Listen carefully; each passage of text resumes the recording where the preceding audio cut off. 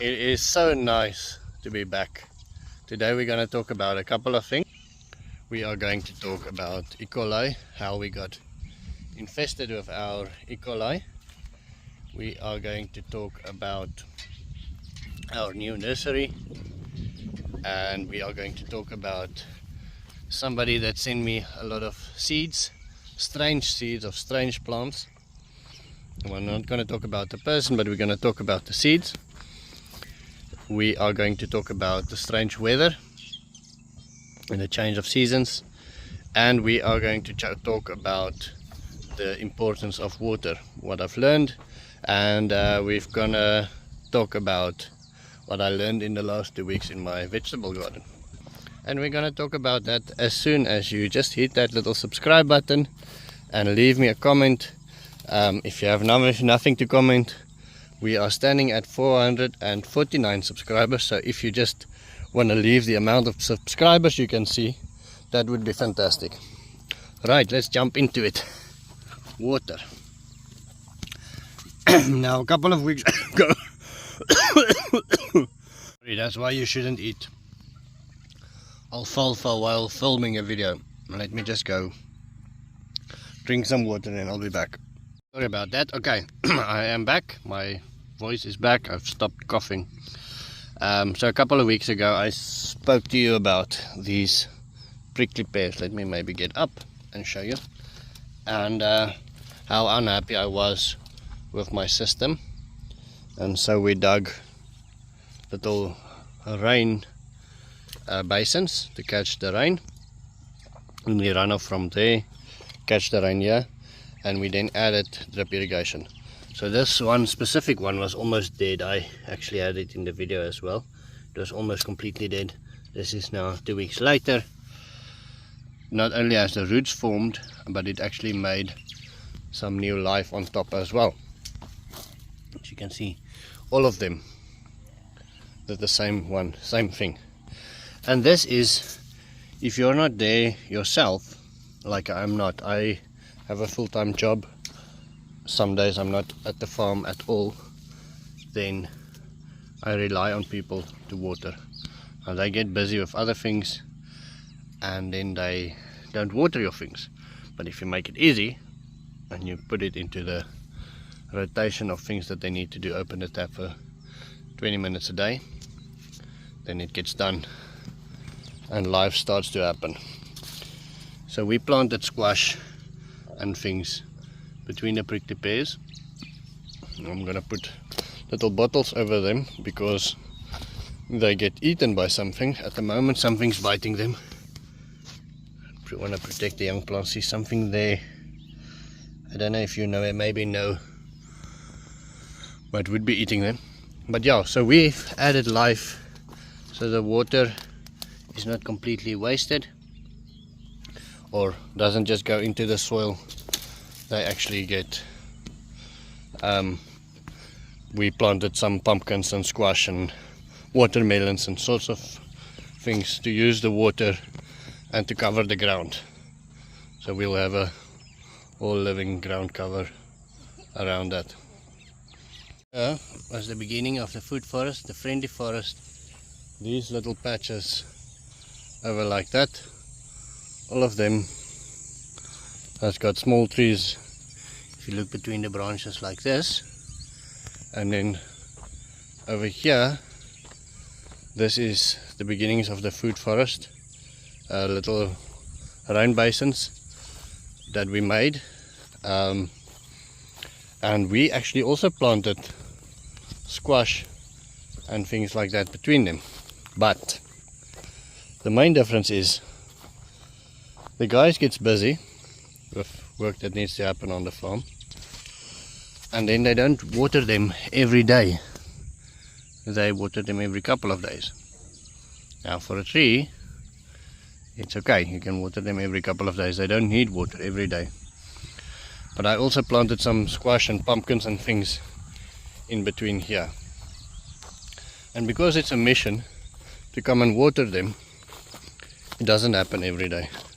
If it was a system where you could just open a tap,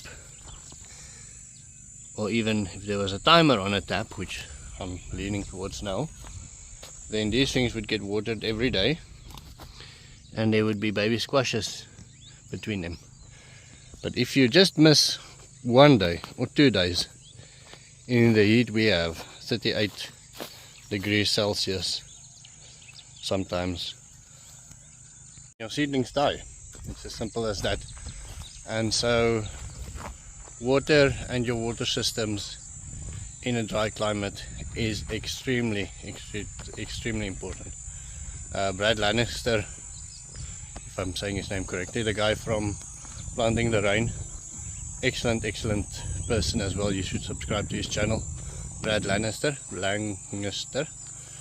Planting the Rain is extremely important to me now, and it's always been to plant the rain first before I do anything. But the other thing that I get more and more urgency towards is to make it easy to water the plants until they are settled. So if it's vegetables, they need to be watered every day, and if it's trees, how do you water them 2-3 times a week in the beginning until the roots are deep enough to catch the water bubble. And it's something I've been neglecting. Our trees in our dry climate, simply nothing lives if it doesn't get water, and if you're not there on a daily basis, how are you going to supervise it? So let me tell you about our E. coli problem that we have, how we got it, and what we're thinking about how to fix it. So this doesn't look like it, but this is the source of all the funds. Well, recently we've added the other insects as well, but this was the main source that paid for all of these things. And it's a pile of red wiggler worms, and this time of the year the population will start exploding again. Actually, I haven't opened it in a couple of days. Let me show you. So there's millions and millions of them in here. Let me see if I can open somewhere here. So I don't know if you can see those guys in there.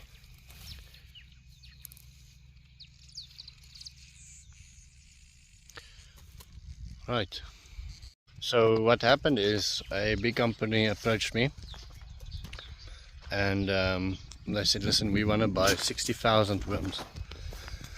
Now 60,000 worms to me would mean that I can put up a net house. It can help me to put up a lot of infrastructure that I really want to improve my permaculture setup here. And so I was very keen, and they said, listen, have you had your insects tested? Do they have E. coli? I said, no, I've never tested them, but you're welcome, let me send you a batch and you can test them. And you know, we don't have things like that. So all of a sudden they send me the test results back, and it is positive for E. coli. And so now I'm screwed. The lab says it is a medium risk, so not a high risk. Moremi, ons moet nou 'n pyp hierso. So I just quickly want to explain to him. Ons moet nou 'n pyp op hom op hierdie draad vasmaak. Reg rondom daai groot pyp, nê? And so it's a medium risk, medium infection kind of thing. And so I went and I studied, and what I learned, and I might be wrong, you can correct me, is that the worms actually do spread the E. coli. It must have gotten in there from our, have gotten in there in a couple of ways. It could have gotten in there either via the horse manure. A dog could have maybe did his business there in the pile of horse manure. We could have, 7 or 8 years ago, we could have bought the worms with E. coli already in them. And so our things are, it's quite an interesting situation, because what do you do now? 90% of the worms that is in Namibia, I believe, comes from me, or comes from worms that comes from me. So if my worms had E. coli, then those worms probably comes from them. I was definitely the person that spread earthworms and that pushed for earthworms in Namibia the most. So where you cannot just get rid of your earthworms and then just start from scratch with another bunch. And our red wiggler compost, we would like to work in to everything. So do you now take the risk, put E. coli compost on your garden, a compost that you know has got E. coli. Very often I think we put compost on there that we don't know has got E. coli. You get rid of your whole compost system, what is it that you do? So this garden is made for my family, my children. We also want to give food to a orphanage that's around here. And so one of the ideas is to just make sure that they get hot compost instead of the vermicompost. And then the vermicompost we then just give to the fruit trees, and not add it to the garden, to the vegetable garden, because E. coli, the highest risk of E. coli is leafy veg like spinach and lettuce. We can't grow lettuce here, and root crops like beets and the carrots, things like that. Well, that's our idea with, or my idea with the E. coli thing, is just to give it to the fruit trees, and then on here on this garden just to add normal hot compost. The company that did want to buy the worms, what they will do now is they are going to see if they separate the worms and then give them clean food, and then separate them again and then give them clean food again, whether they cannot get the E. coli completely off them. So they bought 400 worms. It's a very small batch. They're going to experiment with that, test with that, and then see if that works, and then they will either buy worms from me or not, because nobody else in Namibia has got so many worms. Remember, we are a extremely sparsely dense populated country. We're the second least dense populated country in the world. So we've got the second least amount of people per square of any country in the world. The only country with less people than us is the people next to China. Who are they again? What is it with me today? But anyway, the Mongols. The Mongols have got less people per square than us. Right, so that's the end of my story with regards to the E. coli. I would like to keep you updated and tell you what happens. And so let me tell you about this. So here we are adding that pipe on the top, and then we are going to add these little dripper things. Now what happened is, about 2 weeks ago, waar is hy drippertjies, Emmanuel? Waar is hy drippertjies?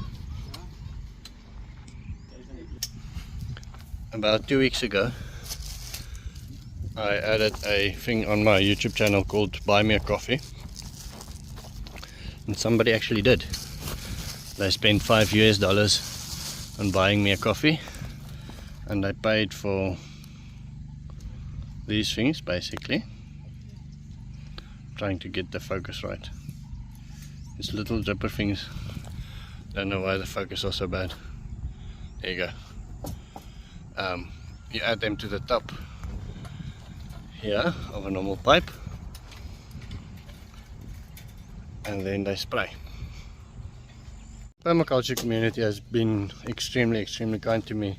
I mean, who does that? Who buys coffee for somebody, you know, anonymously, for somebody halfway around the world, I assume, with $5, and it's got a very positive effect in my life. And then the other thing, the reason why we're doing this is because somebody sent me seeds I'm gonna, while we are building this, I'm gonna insert the video I made when I received the seeds. It was about a week ago. I lost most of the footage. We are trying to recover it, but we recovered at least a minute of that.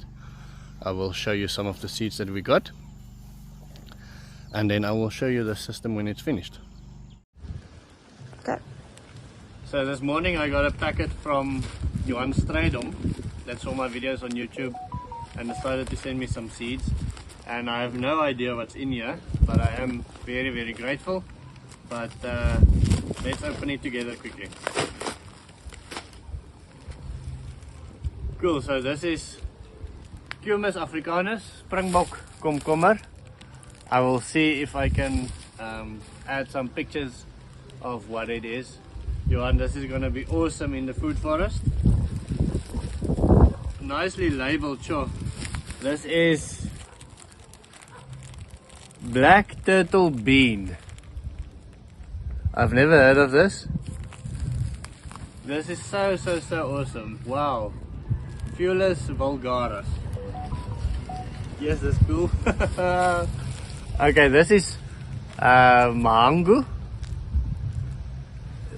What's the Censorus americanus? So mahangu is a crop that is grown in the north of Namibia, and it's used as a staple for many of our people. And they also use it to make beer as one do, but they use it to make a porridge, and it's a staple food. This is hyacinth bean. Lab. I have no idea what this is, what the uses are. I will definitely Google it, and I'll show you the growth and the plants and so on. Johan, I cannot thank you enough. This is going to be so nice. Marama bean. Sorry, the wind is terrible today. I hope you can hear the sound. Marama bean. So I have to Google this one. I think it might be a native bean in Namibia. Looks very hardy. Gemsbok komkommer. Gemsbok cucumber. This is also a native plant in Namibia, a native cucumber. Okay, sure, this is so nice. Namap tsama. Now a tsama, if I have it correct, is a type of watermelon that grows in our deserts. I will also put, it's got little thorns on the side, and it's a very popular food of the Bushmen. Yes, that's cool. A Barbara groundnut.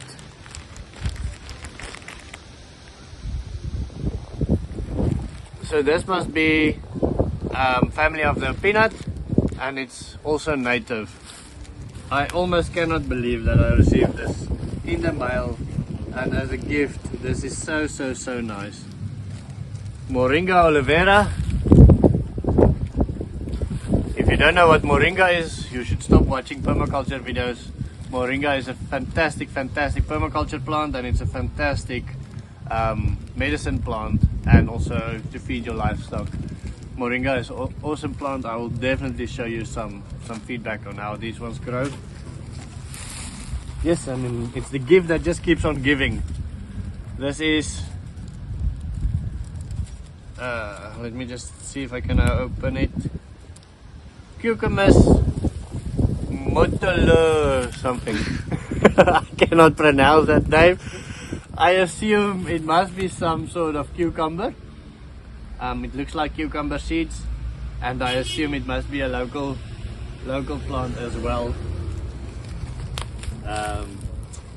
Right, loofah. This is so cool. Some loofah seeds. This is fantastic. Wow, this is so nice. John, I cannot thank you enough. This is just so nice. Dulunix regina, a flame tree. I think this is the flamboyant, the one right behind us. Turn it, just turn the camera around quickly. Flamboyant. Once a year it makes like red flowers, and it's also a nitrogen fixing tree, so it's a fertilizer tree. It adds a lot of value to the soil. Grows thick branches like this, and a legume, it grows big legume pods like this. I don't think you can eat them, but it definitely adds value to the soil. Right, there's one more. No, that's it. Listen, Johan, thank you so much. I really cannot explain how grateful I am. I will definitely plant all of these, and I will give you some feedback on how it grows. Thank you so much. I really appreciate it. Okay, so Bushman and Moremi explained to me all of the fruits that they know. They were very excited to see the seeds this morning, and so I quickly want to show you this system. Skuif net daai saadjies gou weg. Hulle nie dat word nie. So this is what we did. This is gonna be our new nursery. So the shade, you can decide in the tree, underneath the trees, you can decide how much shade you need, and that will depend on how much you need. So you open that little tap there. Depending on how the wind blows. Yeah. It starts raining. Let me just clean the lens quickly. So then it starts raining, and you have an area that you can plant and you can have seeds, and it's easy. Takes 10 minutes out of my mother-in-law's time every day. Maybe 10 minutes in the morning, 10 minutes at night, and we can plant all of those things. We can put them in seeding trays down there. The one that they are most excited about. Gee vir my daai boontjies wat julle like. This one, the marama bean. Apparently in Bushman land where they are from, it is a very popular food, and it grows wild, and so our climates are not that different. Bushman land is about 200-300 kilometers from us, and our temperatures are very similar. They get a little bit less rain than us, so with us being able to give it more rain, this may very well become a wild edible plant here. It also grows a bulb below the soil, and so it's very drought tolerant.